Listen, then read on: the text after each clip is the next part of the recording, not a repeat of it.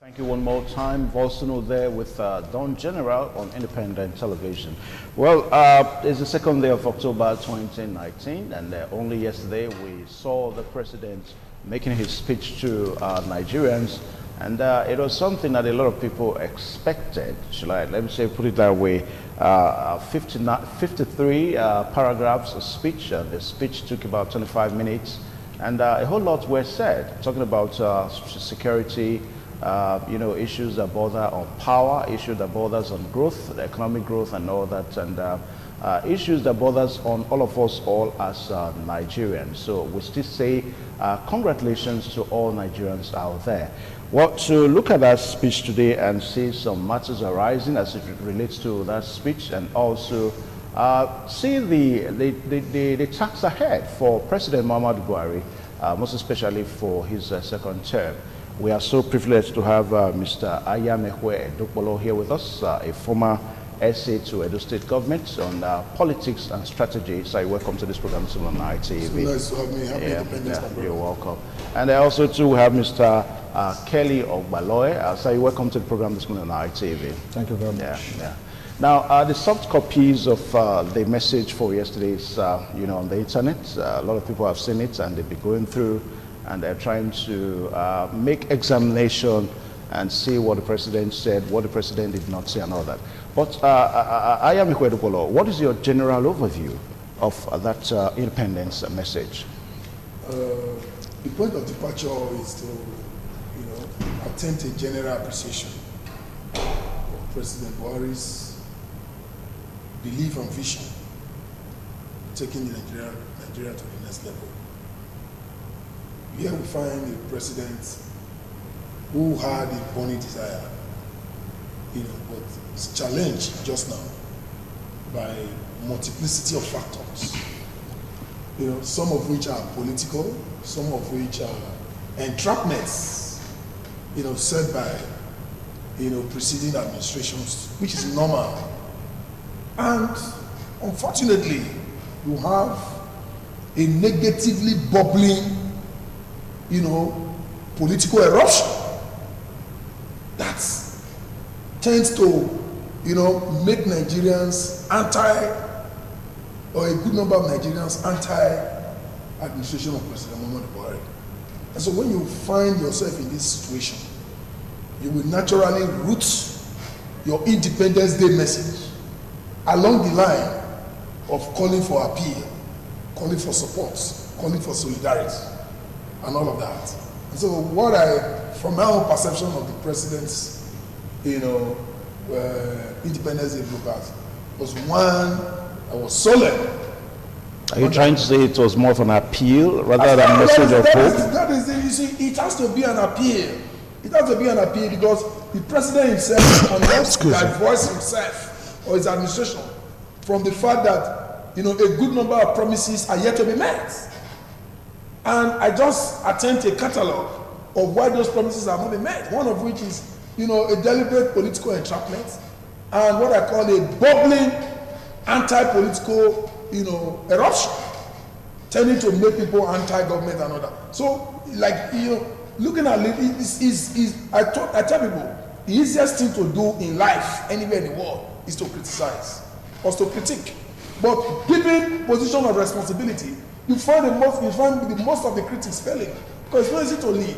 You are dealing with diverse stakeholders who are ethnic based, who are politically diverse with a different political orientation. You have some people who are religiously based. They look at issues based on religious sentiment. So but on the straightforward position, I saw the president's broadcast as one that was 75% of an appeal, okay. A solemn appeal. All right, we'll just take a short pause now. The program is still this morning on ITV. Let's quickly take a short pause. We'll be right back. Please stay tuned. TMI, every opinion counts. We still have Mr. Ayamehwe Edokpolo and also Kelly Ogbaloy looking at the Independence Day speech that was made yesterday by the president. Now, let me come to you one more time, Ayamehwe Edokpolo. Now, you are trying to establish the fact that the speech is more of an appeal rather than a message of hope. Yeah, you see, the way you look at appeal, you will look at it as one that is based on sobriety. But some appeals, are made to engender hope. Sober. I'm sorry. Yes, it contains some level of sobriety. Sobriety to the extent that he had a lot of promises which have not been, met on account of, plethora of reasons or factors. I don't like to justify, for which these things haven't been done. But the point in issue is that the hope is that the government is looking at these challenges and is working out ways for their immediate, unconditional amelioration, midterm and in the long run perspectives and dimensions. All of those things are on. We can't rule out the fact that you must definitely have challenges and bottlenecks from time to time in terms of achieving, set goals. But it is the courage to admit that one has failed that makes a true leader a leader. What we find is people try as much as possible, to do buck passing, blame game and all that. Leaders that, for instance, Gordon Brown is one leader I will all my life continue to respect because he addressed a World Press Conference or an interview on Sunrise, which I watched. And he admitted that the Labour Party under his watch has failed. In Britain. In Britain. Yeah. And before he left the television house, his popularity rating, which was down 42%, rose to as much as 73%. Because he was able to argue the point that yes, we have failed, but this is where we're going to take the country to. The main fact that he admitted set the tone for a deeper and unconditional reconciliation and embracement. So I agree that President Buhari, yes, has failed in so many areas because he had. That's your own opinion. It's my opinion. Why not? I'm a party man. I say it the way it is. You see, Nigeria we are where we are because we are shying away from the truth. You can't grow now when you continue to deceive yourself. No, what I'm saying, it is your own opinion. I may not have the same opinion with you. So, have my opinion. Yeah. It's my opinion, and I'm entitled to those opinions. Okay, now Kelly Ogbaloy, let me come to you because I have a soft copy of the speech here, just like what I told you, that is about 53 paragraphs. It took about 25 minutes for the president to deliver that speech yesterday. Against the backdrop that last year there was no message. So this year's zone probably give Nigerians, some hope. But if you go through that message, Kelly Ogbaloy, you will find out that Buhari, itemized what this, administration has done in the past 4 years, spanning into the 50th and now 52nd term. It's really not a speech that has to do with, what the administration is going to do. So can we still say that it's more of the message of an appeal? Do you get a question? Yeah. Okay. Yeah, I got the question. Because some people are saying that if Buhari had told Nigerians what this administration will do, then it would have been, seen as a message of an appeal. Well, to me, I want to quickly celebrate with Nigerians, first of all, not because there are basic, tangible achievements to be pointed to, but because, again, we were able to see additional year added. I celebrate with them. I say happy independence to everybody out there. Coming to the speech of the president, or before I start to comment on that, let me quickly say, Comrade Ogbaloy KSA is the chairman of the party advisory council. All right, I was sorry for that was omitted. Yeah. So it's almost made it quite bare. We're sorry about that. Let's correct that. Yeah. So coming to that, yes. I tried to look at what the president had put down in that speech. Then I found myself unable to say now clearly if it is not an appeal. It is an acceptance of the fact that there have been monumental failure in several respects. And that was clearly stated there. So I want to agree with the sentiment that it was virtually appealing to Nigerians. Those things that had not been achieved, and therefore giving reasons why they were not achieved. Of course, if you look at certain paragraph, it would have told you that the economy was killed, which was a reason for why he was unable to meet up certain standards he ought to have met for the Nigeria people. Then, two, he also has said somewhere there that it is only when a whole lot of us in Nigeria had to change our lawless behavior, which in other words, he had accused us as a people that has contributed not to make it the change that was attempted, realized by now. So all of that was, again, looking at a way of passing the buck and making an appeal in addition to it. To me, it is certainly no serious message of hope per se. I didn't see it as a serious message of hope because it's an embodiment of complaints.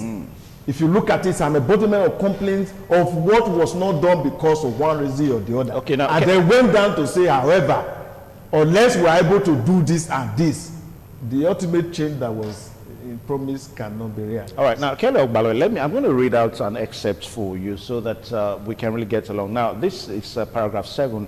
It borders on security, where the president said that good governance and economic development cannot be sustained without an enabling environment of peace and security. Yes. In the last 4 years, we have embattled the terrorist scourge of Boko Haram. We owe a debt of gratitude to our gallant men and women in arms, through whose efforts we have been able to achieve the present results. We are also grateful to our neighbors and allies within the region and across the world who have supported us on this front. Now, you see, it is more the operative word there is embattled. It didn't say that we have achieved it.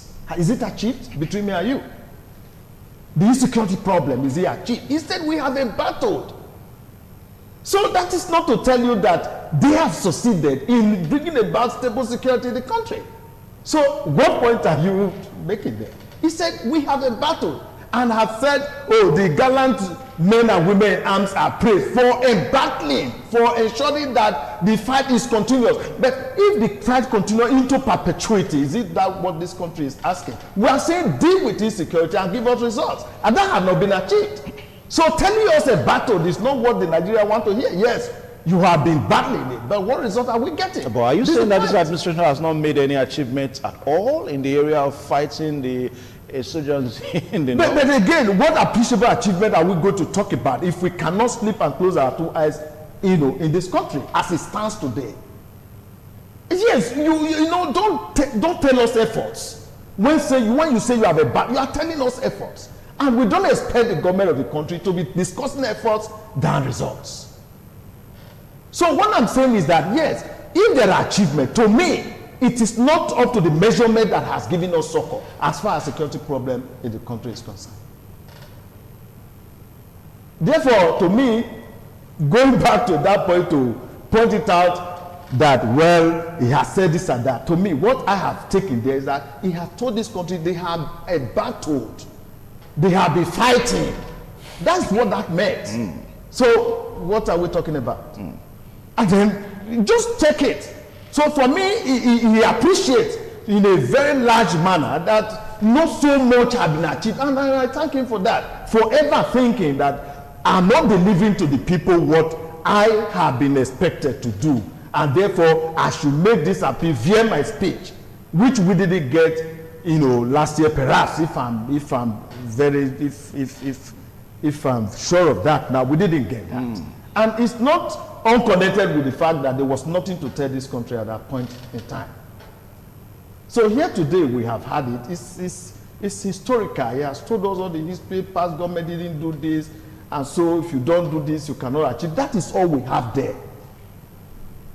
Okay, let's look at another paragraph now, because we are going to go through, and we have this one, this paragraph 10, that talks about the initiative being complemented by the ongoing recruitment of 10,000 constables into the Nigerian police force. Still on security now, and this clearly demonstrates our commitment to arrest the incidents of armed robbery, kidnapping, and other violent crimes across our nation. Perhaps this may just handle the issue of insecurity.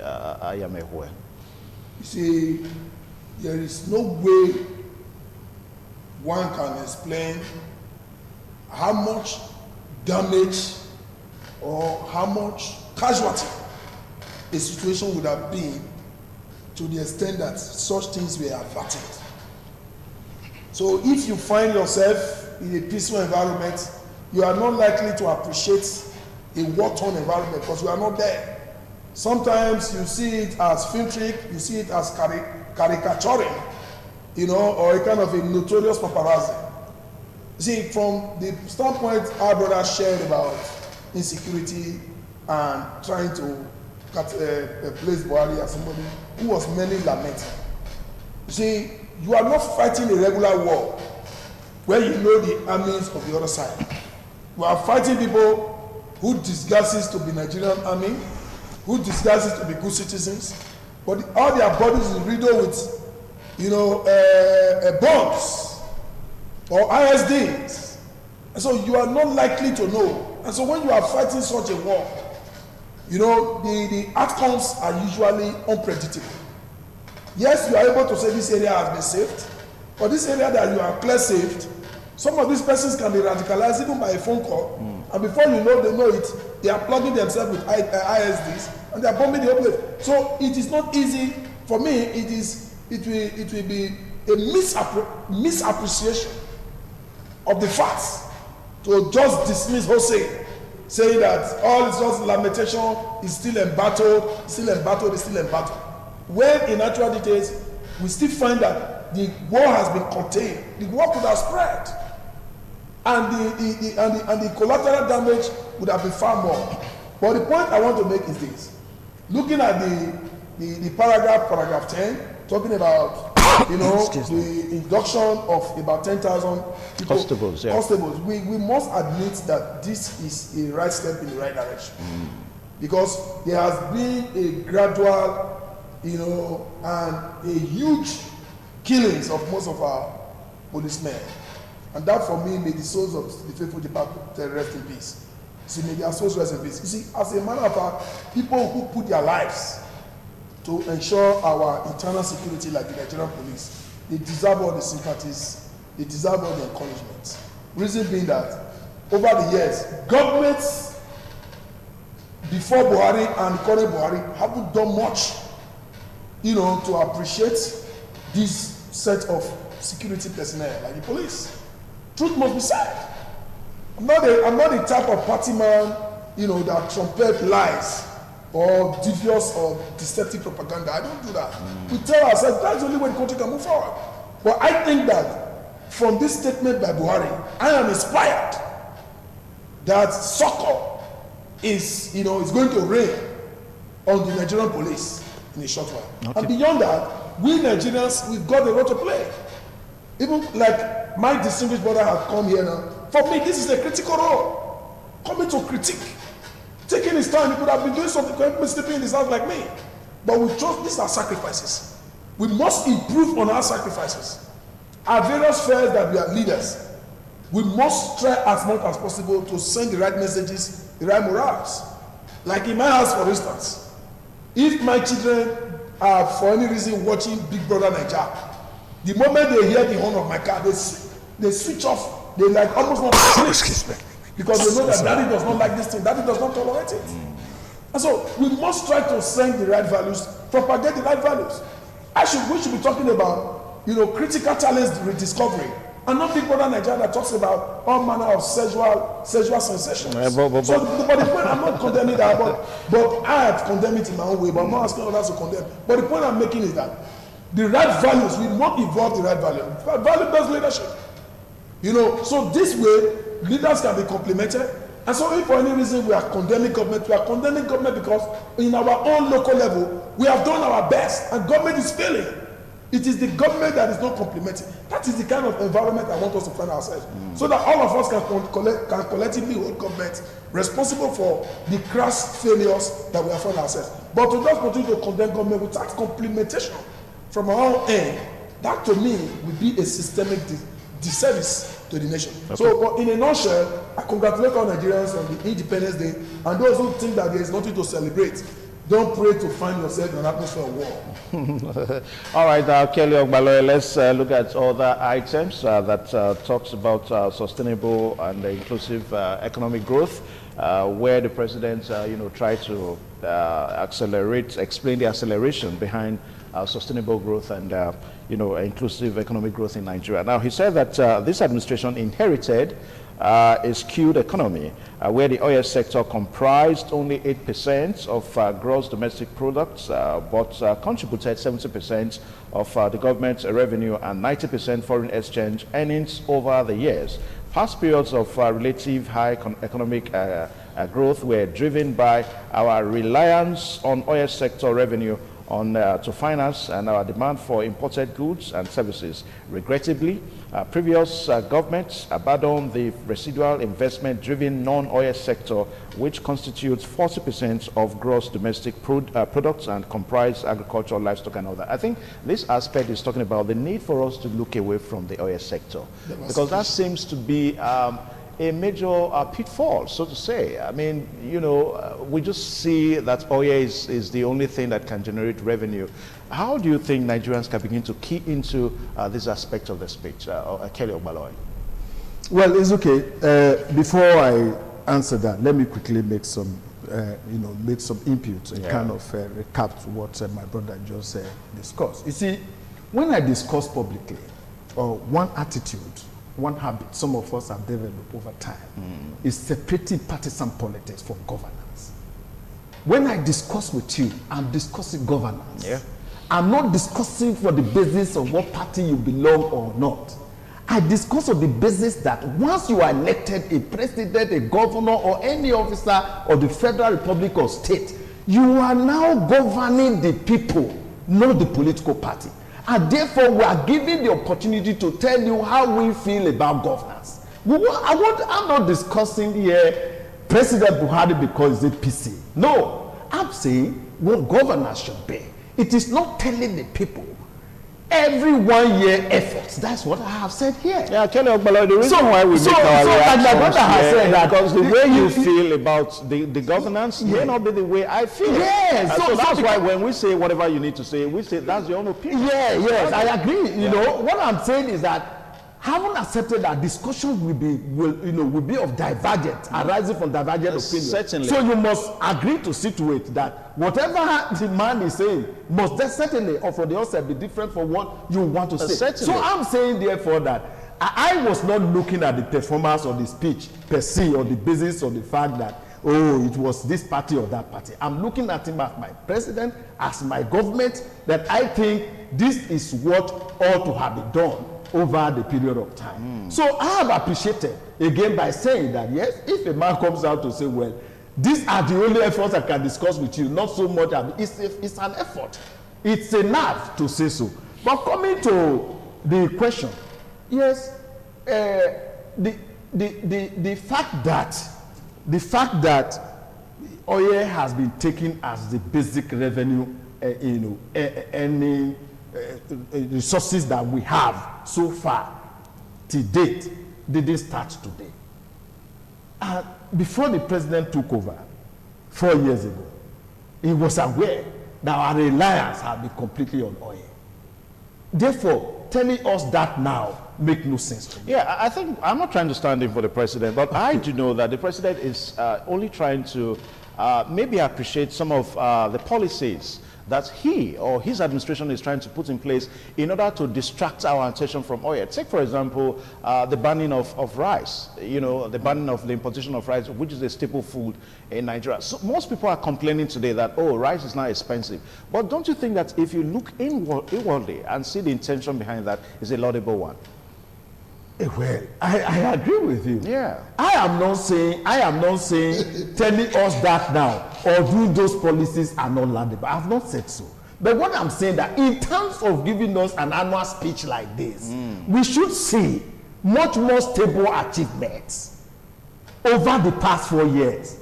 Not repeating to us that, well, we will leave oil. The past government was doing oil alone. And this is what, it's just our appeal. That's what I'm saying. It has not told us anything. In the past 4 years, is it that we were not aware that oil is something we must now do without? And now some of the policies that were established, where have they taken us? Let us agree that they are going now, isn't it? The policies are going, isn't it? We wait for it. But I'm saying that in one given year, you are having this to tell us as the only reasons why you have been government for past 4 years. No, I don't see that as giving me anything to take home. yes, oil has been. We want to change from there. And it has been the discussion all over the time. So why is he making a speech here? Why is he making the speech? So, in fact, if these things are available, we will see them. They are tangible changes now. So it's not what you write in the speech that it changes the mind of anybody. So to us, we are already aware that, oh yeah, we must do without it. And if the government says, right now, there are going to be more added to it, we thank you for it. Okay, I understand that the production of rice seems to have been on an increase since Buhari came on board. In order to back up this aspect of the speech that he tried to talk about, don't you think we should applaud him for that? Reacting to what he said, we are not seeing. You see, Okay, go. You see, my distinguished chief Lusaka Isewore once said to me that if you look at the sun from a small window, you are likely to draw a small sun. And if you look at it from a big window, you'll draw a big sun. Yeah. So it depends on the point of view. See, he may not be able to appreciate that because from his own standpoint, he is more of somebody who wants to see an outline, of very tangible achievements using his words. But for me, tangibility or tangibleness is relative. Okay, what may be tangible to you may not be what will be tangible to me. Somebody who has seen war before, for instance, once he finds himself in an atmosphere of peace, the man is happy. But you will say, no, why is there no air condition here? But the man finds himself in an atmosphere of peace because he has seen war before, he's happy. So what is tangible to you may not be what is tangible to the other man. Now, President Buhari, from my own perspective, he wrote the speech with an elderly eye. You see, what an elderly man sees while sitting down, somebody can climb an Iroko tree with the aid of a satellite. He will still not be able to see it. You see, there are a lot of things that have been achieved. The man may want to downplay it for certain reasons, not to be unnecessarily competitive. Because I see when people write their speech, you see it's laced with even what they have planned in mind. They have not done it, they like to write it as an achievement. We have been seeing that in social media everywhere.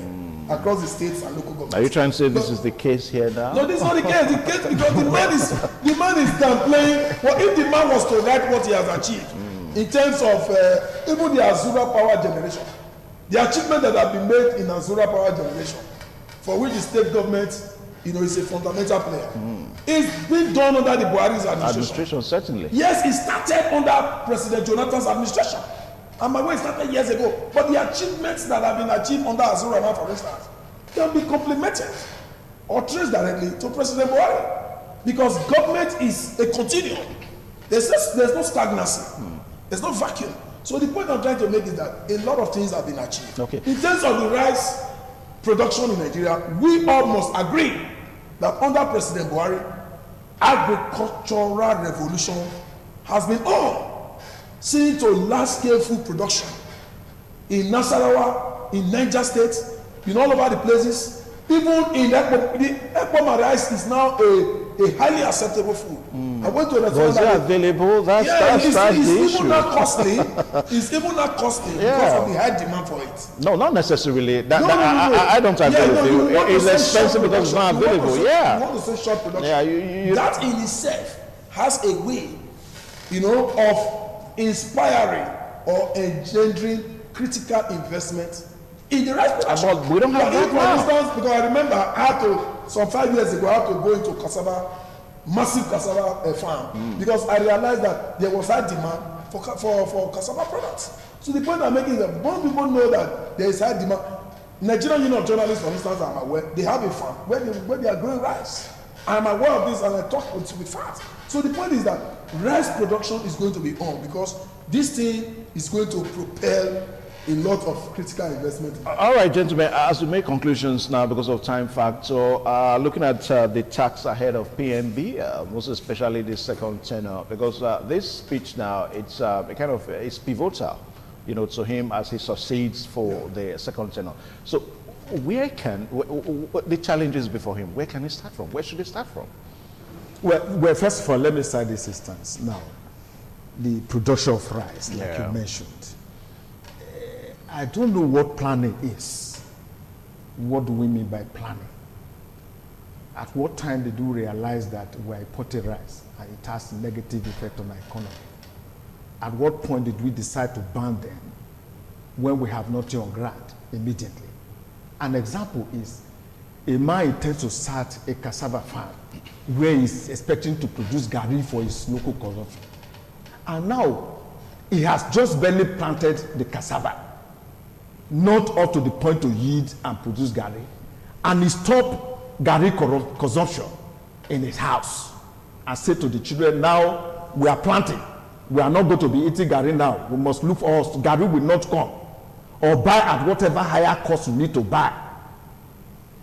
So this is the example of the rice and the local rice. I'm happy you mentioned. As of today, I think rice is going up to 20-something thousand. About 25, 26. That's are you getting for the banned foreign rice. Yes. But for the local rice, we Yes. still have within 18 and 20,000. Is that acceptable within the incomes of another 18 as we speak? Is it accommodated? At what time are we going to get the rice in abundance to such a level that we will buy at 6,000-7,000 naira as we speak now? That is why I've told you that government should not come to discuss efforts with us. All of these are embodiment of efforts that has not given any result. So like you ask, well, I'm afraid 4 years have been spent. And so if you ask, where is it going to start from to now tackle the challenges which are even coming from the past 4 years to present time, because I think the challenges are still there. You still have the economic challenges, you have the security challenges, you have political challenges, instability here and there. So I don't know where is to start from, but I would advise that it should start by tackling them and coming out with results.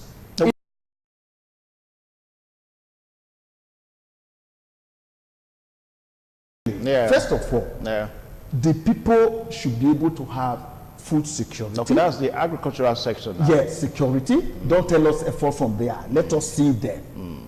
Tangibility is something that anybody can, it's not relative.